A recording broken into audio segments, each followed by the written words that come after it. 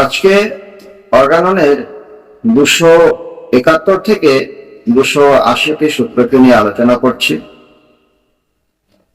Mahatma Hahnemann 271 নম্বর সূত্রে বলেছেন যে চিকিৎসক যদি নিজে হোমিওপ্যাথিক ওষুধ প্রস্তুত করেন তবে তাকে 270 নম্বর সূত্রে যেইভাবে ওষুধ তৈরির কথা বলা হয়েছে তাকে সেই পথ অবলম্বন করেই চলতে হবে।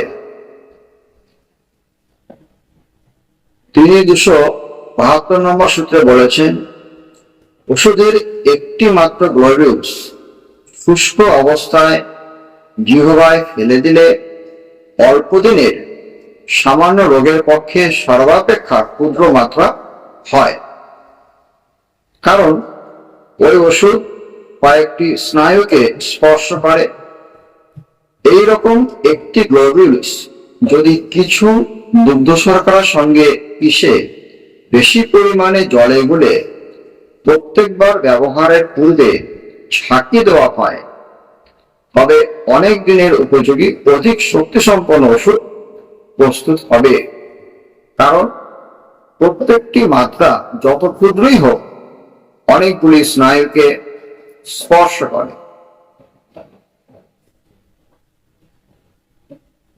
তিনি 273 নম্বর সূত্রে বলেছেন যে কোনো রোগীকে সর্বদাই একটি মাত্র ওষুধ প্রয়োগ করা উচিত, বিভিন্ন ওষুধ একসাথে দেওয়া উচিত নয়। তিনি 274 নম্বর সূত্রে বলেছেন যে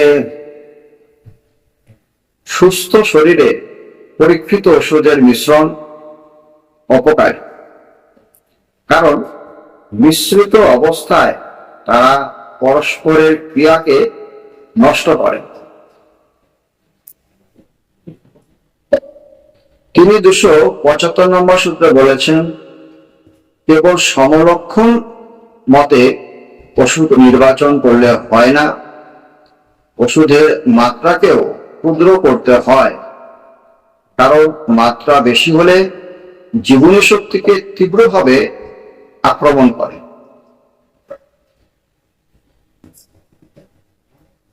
তিনি 276 নম্বর সূত্রে বলেছেন যে সমলক্ষণ মতে চিকিৎসায় ওষুধের অতিরিক্ত মাত্রা ক্ষতি করে, তারপর যদি ওষুধের শক্তি উচ্চতর হয় তবে তা আরো বেশি ক্ষতিকর।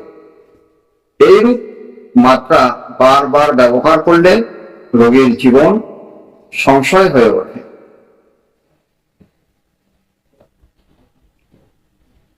তিনি 277 নম্বর সূত্রে বলেছেন যে ওষুধের নির্বাচন যত নির্ভুলভাবে সমলক্ষণ সম্পন্ন এবং তার মাত্রা যত ক্ষুদ্র হবে ততই ভালো।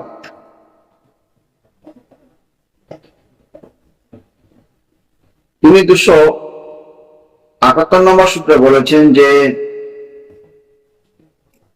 প্রত্যেকটি রোগীকে সঠিকভাবে পরীক্ষা করে সুনির্বাচিত ওষুধ কিরূপ মাত্রায় প্রয়োগ করা যেতে পারে সেটাকে নির্ণয় করতে হবে।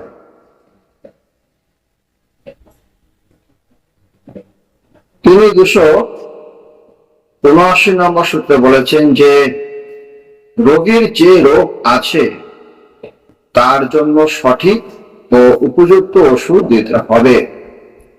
অপ্রয়োজনীয়ভাবে বেশি মাত্রায় ওষুধ দেওয়া উচিত নয়, এমন কোনো ওষুধ ব্যবহার করা উচিত নয় যা রোগীর শরীরকে অযথা উত্তেজিত বা দুর্বল করে, কারণ এতে রোগীর প্রাণ শক্তি ভাইটাল ফোর্স ক্ষতিগ্রস্ত হতে পারে এবং স্বাভাবিকভাবে সুস্থ হওয়ার ক্ষমতা কমে যেতে পারে।